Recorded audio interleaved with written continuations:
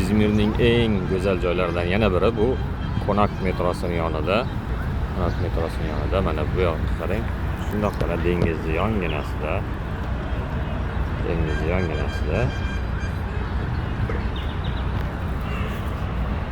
Soat qal'asi degan tarixiy me'morchilik binosi bor.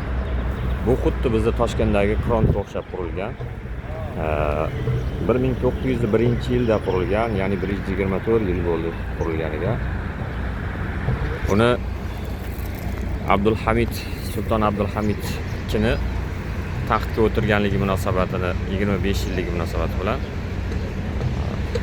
fransiyalik me'morlar, Fransiya qirolining buyrug'i bilan fransiyalik me'morlar kelib o'sha Yevropacha va ham sharq ham g'arb madaniyatini o'zida mujassam qilgan uslubda qurilgan. Bu o'sha davr g'arb va sharq madaniyati me'morchilik asosida qurilgan.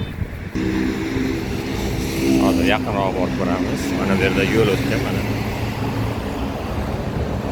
Odamlar mana yerga kelib bemalol dam olib o'tirishadi.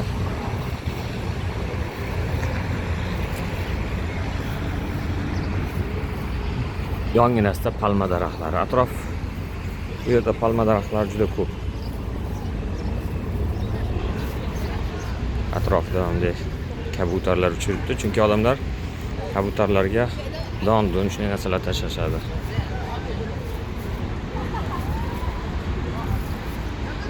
Soat qal'asi. Izmirga tashrif buyurgan har bir turist bu yerga keladi, albatta keladi.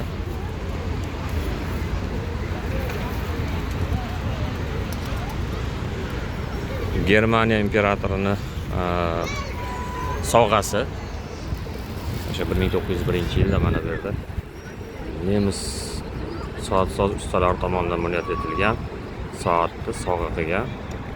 Me'morlar esa fransuz me'morlari, fransuz qirolining me'morlari. Qimmatbaho marmardan qilingan. O'sha Turkiyadagi tog'lardan olingan qimmatbaho marmardan qilingan.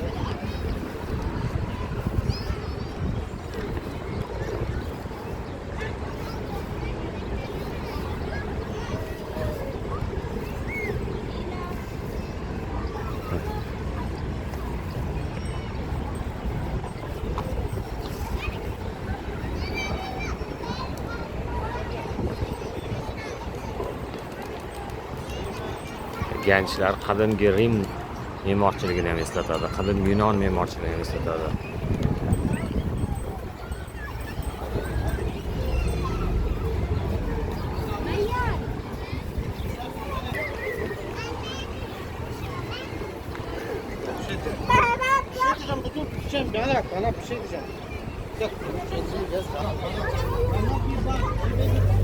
Odamlar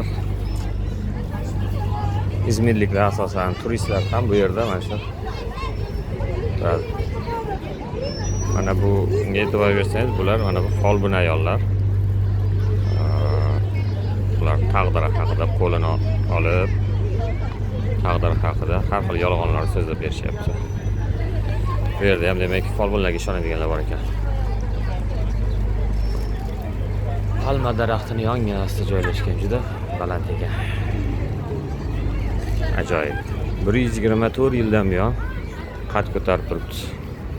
O'sha davrda Usmoniylar imperiyasi baribir Yevropa davlatlari tomonidan qudratli imperiya o'laroq bilingan va ularga mana shunday sovg'alar, taxtga o'tirganligi munosabati bilan sovg'alar franklar va olmonlar podsholari tomonidan bunyod etilgan. Mana bu yerda İzmir hokimiyat binosi joylashgan. Qarang, e'tibor bering. Bu binoni qurilishiga Otaturk ham ishtirok etgan ekan. Mana shu bayroq, mana eski bayroq, ko'ryapsizmi? Mana shu bayroqni Otaturk qadagan ekan shu yerga. İzmirliklar Otaturkni juda ham yaxshi ko'radi va Otaturkni qo'li